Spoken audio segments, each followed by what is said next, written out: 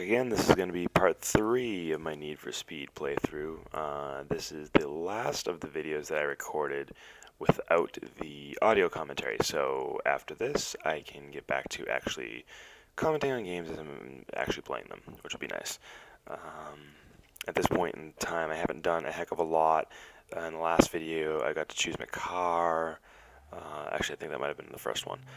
Last one I changed the paint job, and they introduced me to the garage where you can do all kinds of different customization. I don't really care so much about customizing cars. It's just not something I'm terribly interested in. I just want to race. So when I'm playing this, I'm not really going to mess around with that too much. I've set the paint scheme of my car, and unless I feel like changing that at some point in time, I'm probably not going to do much to it.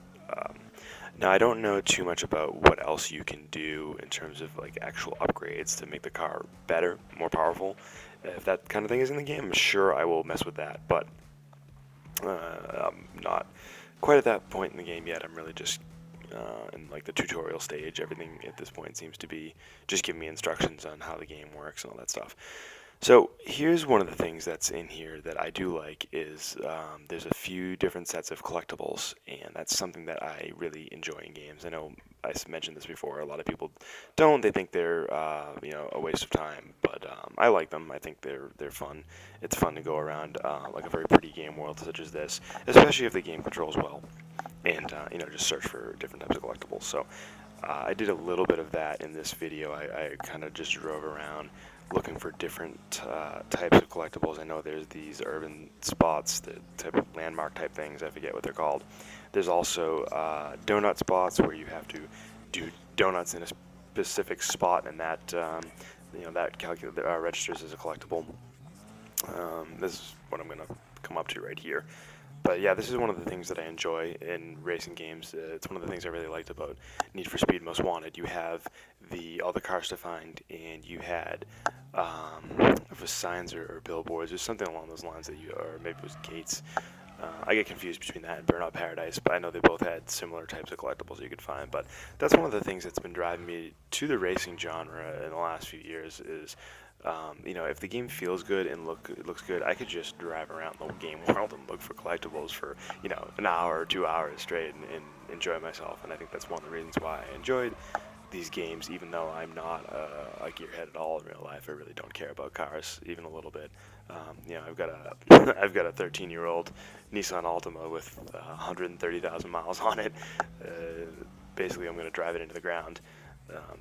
Mostly because I don't want to have a new car payment, but also because I just don't have that itch to buy a new car. I just don't.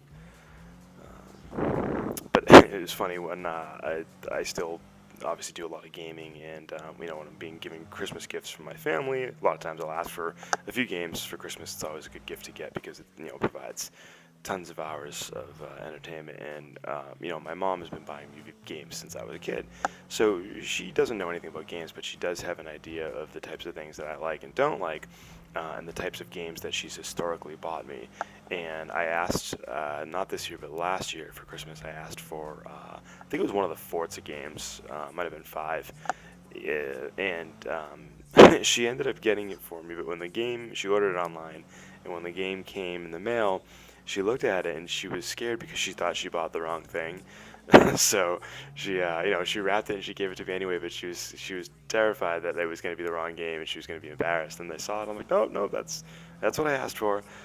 She knew enough from just buying me games over the years to know that I just didn't play racing games. It's not something I played as a kid, and I just got into it in the last few years, and now it's one of my favorite genres. So that's nice. I like to keep the types of games I played varied so that I'm not constantly playing the same types of things over and over again.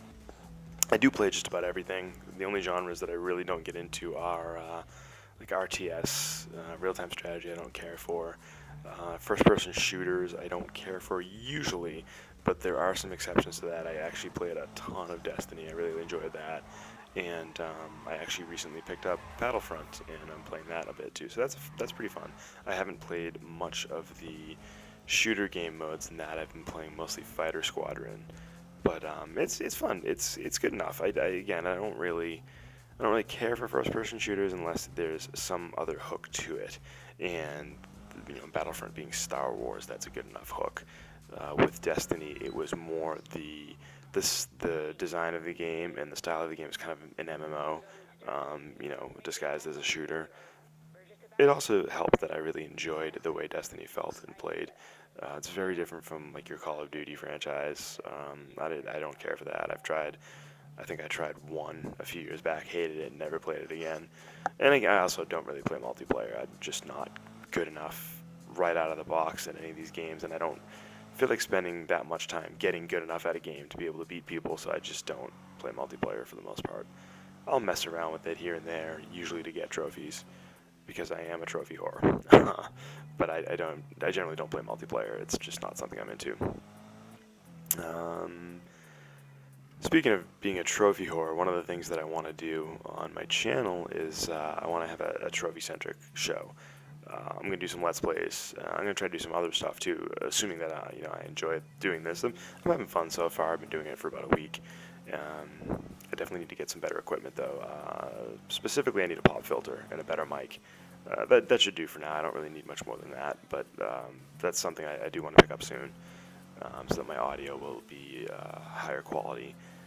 But yeah, I want to do a trophy-centric series of videos that is designed to show me hunting down specific trophies that I've pegged as something that's attainable fairly quickly.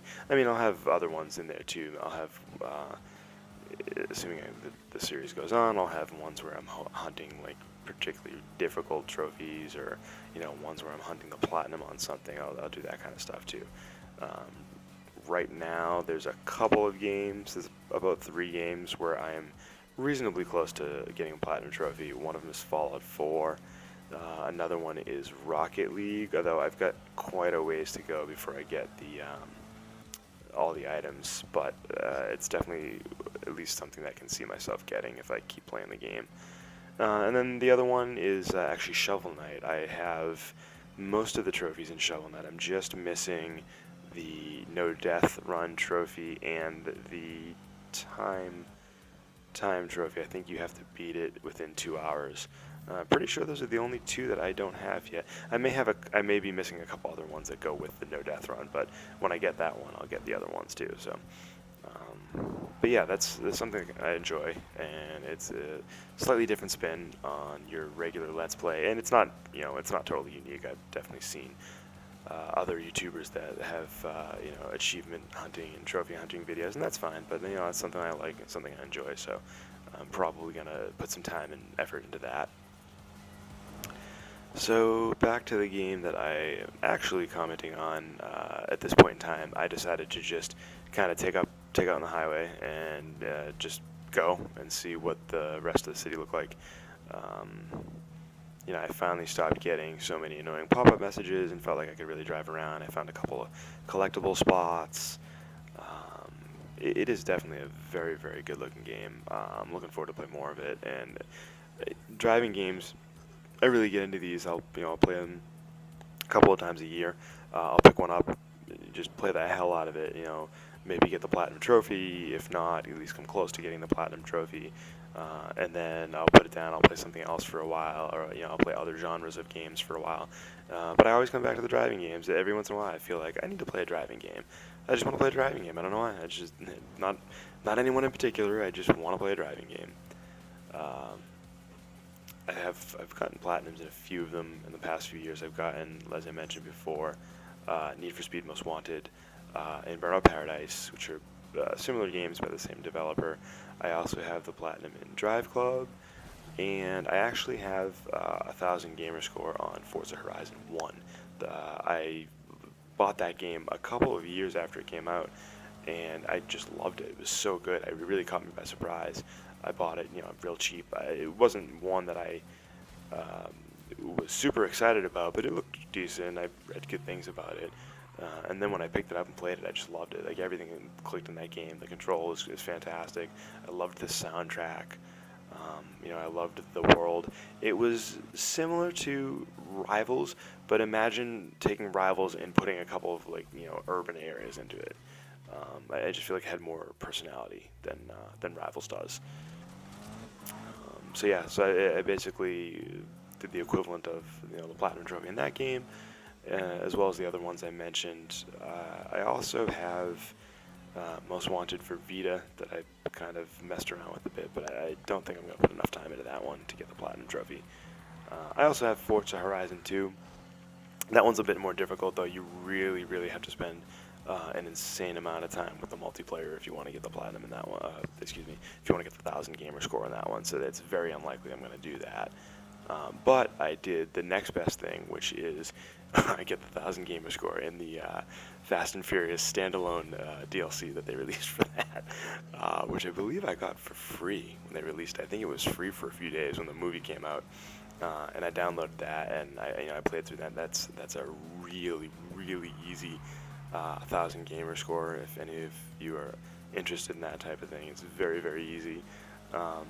I don't even remember why it was so easy. I think it's one of those things where they just give you an achievement for pretty much everything.